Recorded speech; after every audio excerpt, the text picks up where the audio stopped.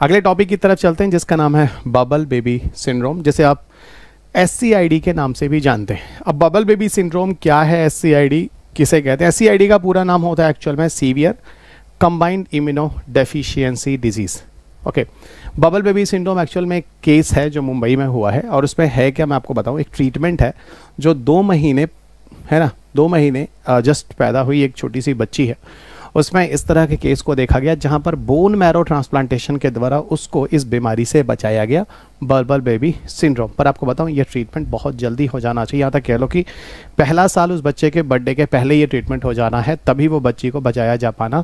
संभव होगा। और ये ट्रीटमेंट ये जो बबल बेबी सिंड्रोम है, जिसे severe combined immunodeficiency problem भी कहते हैं, ये बहुत ही एबनॉर्मल है और rarest of the rare case में ही देखने को मिलता है। It's not a very common disease कि आपको हर जगह ये बीमारी दिख जाएगी। तो बबल बेबी सिंड्रोम एक तरह का एक्चुअल में देखा जाए तो रेयर जेनेटिक डिसऑर्डर है और हमारे इम्यून सिस्टम को प्रभावित करता है, हमारी प्रतिरोधक क्षमता को। वही प्रतिरोधक क्षमता जिसकी वजह से कोई जीवाणु विषाणु हमारे शरीर के अंदर लगातार जाता है तो हमारे अंदर उसकी इम्यूनिटी बन जाती है, यानी एंटीबॉडी बन जाता है, उसकी इम्यूनिटी प्रोटीन बन जाती है, जिससे कोई भी पैथोजन या डिजीज कॉजिंग एजेंट जो हमारे शरीर में जाता है वो प्रभावी नहीं होता है।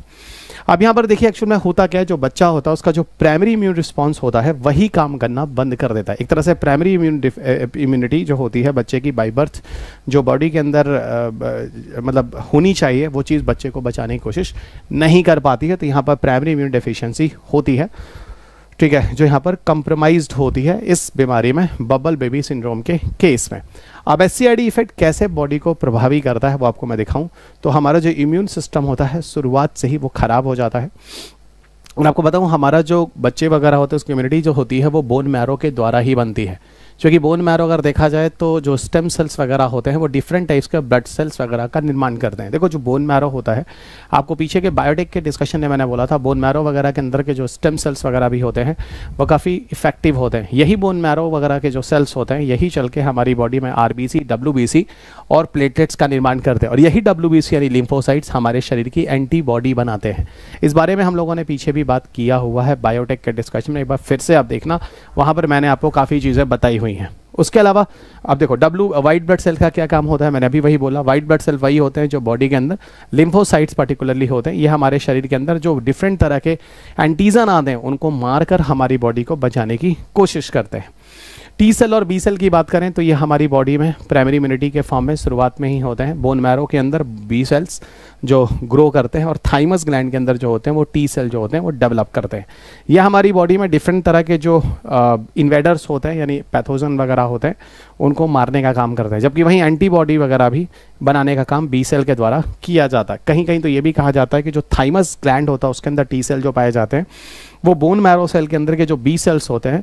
उनको स्टिमुलेशन करने का काम भी करता है, या कह लो उनको हेल्प करने का काम भी करता है, जिससे चलकर B सेल ही हमारे बॉडी में जो बोन मैरो के अंदर पाए जाते हैं वो लिम्फोसाइट्स यानी एंटीबॉडी बनाकर हमारी शरीर की सुरक्षा किसी एंटीजन यानी फॉरेन पैथोजन जो बैक्टीरिया वायरस या कोई चीज़ शरीर के अंदर आ रहा होता है उससे बचाने का प्रयास करते हैं। तो ये कुछ चीज़ें हैं जो बबल बेबी सिंड्रोम, और ये कि यहाँ पर जो ट्रीटमेंट है वो कौन सा है, स्टेम सेल यानी बोन मैरो ट्रांसप्लांटेशन ही किया गया है, ठीक है, और ये अच्छा है, ट्रीटमेंट है, काफ़ी हद तक सक्सेसफुल रहा, उसका केस भी आपको दिखाता हूँ। कंबाइंड इम्यूनो डेफिशिएंसी डिजीज़ जो है, ठीक है, इम्यूनिटी की डिफिशिएंसी यहाँ पर हो जाती है। इम्पैक्ट ऑफ इम्यून रिस्पॉन्स अगर देखो तो प्रॉपर्ली बॉडी के अंदर जो फंक्शनिंग होती है, without functioning of immune system है ना, यहाँ पर काफ़ी बॉडी के अंदर जो पैथोजन होते हैं जैसे वायरस, बैक्टीरिया, फंगी वगैरह वो हमारे बॉडी में फ्रिक्वेंटली एंटर कर जाते हैं। अब SCID के बारे में जो हम बात कर रहे थे, ये बीमारी जो है एक तरह से देखा जाए तो इनहेरिटेड म्यूटेशन है जो पेरेंट्स से नेक्स्ट जनरेशन में आता है, और ये जो म्यूटेशन होता है अगर देखा जाए तो देखो ये इनहेरिटेड म्यूटेशंस है, जब पेरेंट्स से नेक्स्ट जनरेशन में बच्चा आता है उस केस में उसके जेनेटिक एबनॉर्मलिटीज़ होती है, उन केस में ये बीमारी देखी जाती है। और ये जो जेनेटिक म्यूटेशन होता है वो एक साथ कई जीन में होने वाला है, इसीलिए इसको हम मल्टीपल जीन में होने वाला म्यूटेशन भी कह सकते हैं। म्यूटेशन क्या होता है, बेसिक तरीके से अगर आप NCERT पढ़ते हैं तो म्यूटेशन को लिखा जाता है सडन एब्रप्ट चेंज जो हमारे जेनेटिक कैरेक्टर को तुरंत बदल देता है, और म्यूटेशंस 99.9% केसेस में हार्मफुल ही होते हैं। तो ये आपको हार्मफुल म्यूटेशंस है और जहाँ पर मल्टीपल जीन को एक साथ इफेक्ट डाला जाता है, और लेकिन ये बीमारी जो भी होती है वन या है ना one or both birth parents to be child, है ना, मतलब pass down from one or both birth parents to the child. यानी कहने का मतलब, एक बार आपको बताऊं, मैंने पहले भी कहा कि यहाँ पर पहले बर्थडे के पहले ही बच्चे का ट्रीटमेंट कर पाना ज़्यादा ज़रूरी है। अगर नहीं कर पाते हैं तो बच्चे की मृत्यु तक हो जाती है, क्योंकि बच्चे की सारी इम्यूनिटी सिस्टम अगर चली जाती है तो आप कैसे बचोगे। जैसे आपने कुछ एड्स वगैरह में सुना होगा, एड्स वगैरह की बीमारी में भी धीरे धीरे हमारे TH लिम्फोसाइट्स होते हैं, हेल्पर टी सेल, वो मरते हैं, तो शरीर की प्रतिरोधकता कम होती जाती है। इसलिए जो लोग इन्फेक्टेड होते हैं उनको एड्स लोगों के सामने आगे बगल आने की ज़रूरत नहीं होती है, नहीं तो उसका इन्फेक्शन जो होता है 8% वगैरह के अंदर जल्दी हो जाता है।